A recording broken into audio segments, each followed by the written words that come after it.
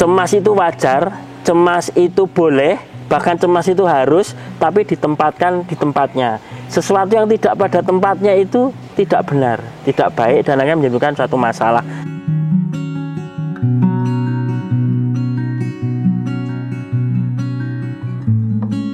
Oke, halo semuanya. Perkenalkan, saya Didit, saya mentor dari Anxiety Care Indonesia dan Dr. Anggoro dari Rumah Sakit Happy Land. ya, Dr. Anggoro juga ketua dari Anxiety Care Indonesia ya. Oke, dokter, ini kita ngobrol-ngobrol aja ya, dokter ya. Siap. Jadi gini dokter, saya itu sering banget mendapati teman-teman yang terkena anxiety disorder dan dispepsia fungsional itu, kalau pertanyaan atau pernyataan gitu ya dok ya, saya tuh udah ke dokter, udah dapat obat tapi saya takut minum dok. Ya. Kayak gitu gimana dokter? Ya. Kalau dari kami juga bingung sih sebetulnya. Ya. Jadi begini, kalau kita dari mindset dari ini ya, apa namanya, ada banyak sudut yang bisa kita pakai, tapi yang mau jadi pertanyaan adalah tujuan dari obat itu sendiri. Jadi sebelum menerima obat, sebaiknya pasien itu atau penderita itu tanya ke dokternya, dok, saya dikasih obat ini untuk apa tujuannya, gitu loh. Misalnya saya dikasih untuk dispepsia, obat ini untuk mengurangi produksi asam lambung, atau ada yang belakangnya zol-zol itu, atau dikasih obat yang menetral asam, itu antacid. Berarti obat itu diminum sesuai indikasi. Indikasinya adalah misalnya habis makan yang asam, berarti dinetralkan, gitu ya. Contohnya kayak itu. Jadi contoh penggunaannya. Tapi sebetulnya juga harus tahu, dok, saya dikasih obat ini tujuannya apa sih? Gitu. Nah, kadang itu dokter ngasih 2 obat itu memang benar harapannya menekan asam lambungnya. Harapannya apa? Nanti penyembuhan sendiri, mekanisme self healing namanya, di tubuh pasien itu akan terjadi. Karena self healing maka dia akan sembuh, gitu loh. Karena udah bisa self healing sendiri. Ya, self healing kan sembuh. Kan adanya keluhan ada jejak seperti itu. Nah itu dok, sama ini dokter, kan misalkan kalau obat zol-zolan itu kan bisa dibeli tanpa resep ya dokter ya. Nah ini apa sih dokter efeknya? Karena banyak banget dokter aku kemarin merasa enak kok dengan zol-zolan itu, dan banyak yang ketergantungan dokter. Bahkan tanpa resep dokter pun, tanpa periksa pun dia udah beli sendiri terus gitu. Jadi sebetulnya begini, obat itu kan ada tujuannya. Bahwa tadi ada tujuannya mengurangi asam, namanya zol-zol itu mengurangi asam. Yang antasida tujuannya untuk menetralkan. Antasida itu kan singkatan anti asid ya, anti asam. Jadi kalau habis minum asam dinetralkan dengan antasid. Nah, selain obat itu sebetulnya ada cara lain sebetulnya. Untuk antasid itu bisa sering minum. Minum itu kan bahannya 7 air, itu bisa menjadi antasid anti asam, gitu ya. Nah, memang obat itu kalau kita asal beli kan kibarnya kita jadi nggak tahu tuh alasan atau tujuan minum obat untuk apa. Misalnya dulu sembuh dengan ini, sekarang nggak ya, karena mungkin penyebabnya beda. Dulu karena asam, sekarang bukan karena asam, justru karena pH-nya terlalu basah. Nah, kalau terlalu basah dikasih zol-zol malah nggak sembuh, malah sakit. Justru obatnya malah kecut-kecut, asam-asam loh. Dulu dikasih asam sakit, sekarang nggak, karena pada saat udah minum zol-zol banyak, tubuhnya jadi basah, itu juga nggak bagus. Nah, berarti intinya kalau sebelum beli obat secara sendiri konsultasi dulu gitu ya dokter ya? Harus tahu dulu masalahku di diriku itu apa, baru nemukan solusi. Jadi kalau ada keluhan diharapkan tahu masalahnya apa. Jangan beli obat sembarangan.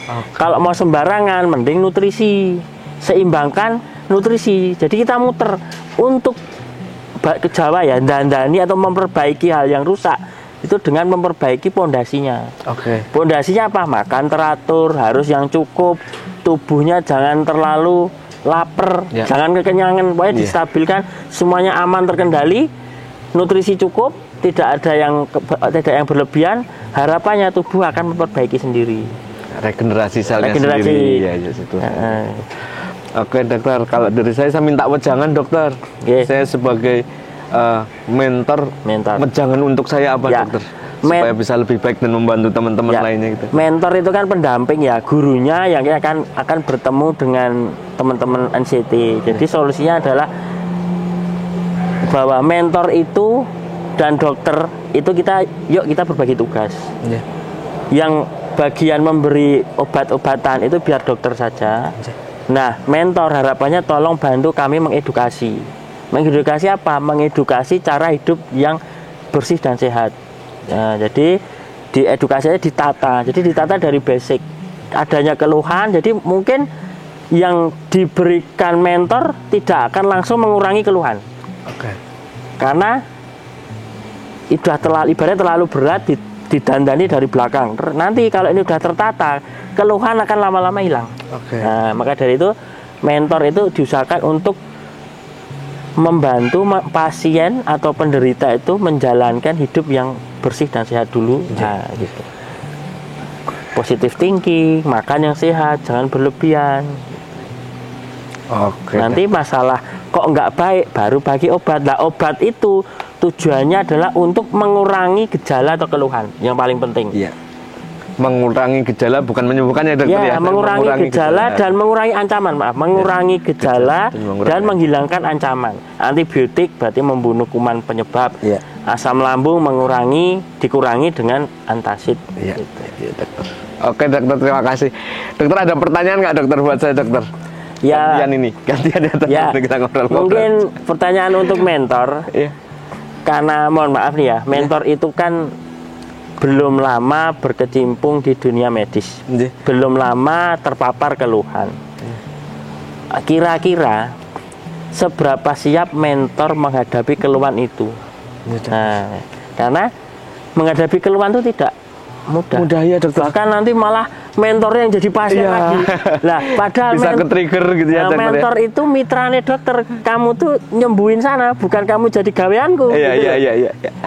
Kalau yang saya lakukan, yang kami dapatkan selama ini dokter, ketika kami mentoring metode 4P-nya ya Bang Erik ya dokter. Memang dari Bang Erik pun perhatian ke kaminya juga ada dokter, seperti beberapa bulan sekali gitu kami ada pelepasan emosi. Jadi untuk melepaskan trigger-trigger dari penderita lain gitu kan, memang nyeremin dokter. Aku awal-awalnya juga kayak nggak kuat gitu dokter, dengar kesaksian dari ini, kenapa dia kena ANSI, nanti kesaksian dari ini macam-macam dokter, numpuk akhirnya. Tapi dari metode 4P ternyata Bang Erik juga nggak tinggal diam. Bang Erik juga tahu ada meditasi, ada pelepasan emosi, terus sering sharing kayak gitu dokter.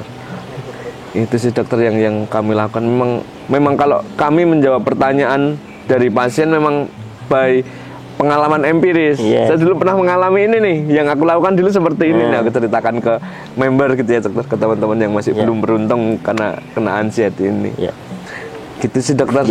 Ya mungkin ya itu, kalau ya semoga kalau itu memang bermanfaat ya nggak apa dilanjutin. Cuman memang harapan kami sebagai dokter adalah mentor ini kuat, karena berdasarkan pengalaman saya ini ya dengan bahwa ternyata beberapa teman ada yang terus nggak kuat setelah 5 tahun mendampingi, setelah 3 tahun mendampingi, lelah. Lah harapannya kami berharap teman-teman mentor ini awet ya, karena amin. Karena kalau mentornya ganti, penyesuaian lagi gitu. Karena hubungan dokter dan mentor nanti juga wajar kalau ada yang setuju dan tidak, itu wajar. Karena sebagai manusia kepalanya berbeda, otaknya beda, tentu akan beda pendapat, itu wajar. Itu fungsinya komunikasi. Iya siap dokter. Jadi ada sering komunikasi juga ya. Komunikasi dengan baik, pelepasan emosi tadi benar. Mungkin ada suatu saat kita itu membuat suatu event namanya event tanpa dosa. Jadi saling curhat. Aku nggak suka dengan itu, nggak ada salahnya. Karena antar mentor juga mungkin ada yang nggak setuju, itu wajar. Gitu. Di antara manusia, teman-teman sekalian ini yang nonton ini juga misalnya tidak setuju dengan tetangganya, itu wajar. Tapi yang penting kita sama-sama persatuan Indonesia, satu visi satu misi. Ya habis itu besok rukun lagi. Tiru anak-anak, kembali anak-anak. Anak-anak itu sekalang perang, pagi perang, sore dah main baikan lagi ya dokter ya. Nah, itu. Terus jadi anak itu enak ya. Kita dewasa niru anak-anak harusnya ya. Iya dokter, benar dokter. Ya gitu sih. Cemas itu wajar, cemas itu boleh, bahkan cemas itu harus, tapi ditempatkan di tempatnya. Sesuatu yang tidak pada tempatnya itu tidak benar, tidak baik, dan akan menimbulkan suatu masalah. Nah, kami ACI yang isinya mentor dan di situ ada beberapa dokter bukan cuma saya, ada dokter jiwanya juga ada. Nah, kita tugasnya adalah menempatkan semua itu pada tempatnya. Itu ya. Jadi ya kita we survive together, kita bersama-sama saja, dan harusnya ada ujungnya di akhir, we happy together. We survive together, we happy together. Bye-bye semuanya.